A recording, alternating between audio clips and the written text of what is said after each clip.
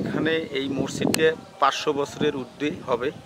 এখন এটা এই মসজিদ এখানে এমন কোনো জিনিস দিয়ে তৈরি করা আছে, মাছের কাঁটা, যেমন মানে হাড়, মানে এই ধরনের কতগুলো গলানো জিনিস দিয়ে এই আবরণ তৈরি করে এই জিনিসটা গড়ানো আছে। এটা সম্ভবত সিমেন্ট নয় আর কি, এটা 500 বছরের আগের জিনিস।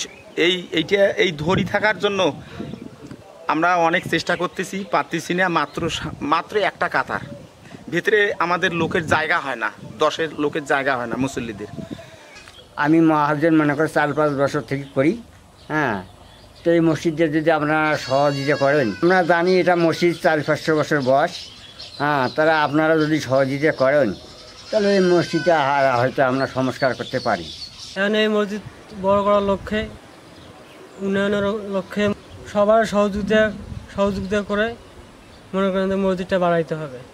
এখানে পুরান মসজিদ, এখানে মনে করেন 500 বছরের মসজিদ।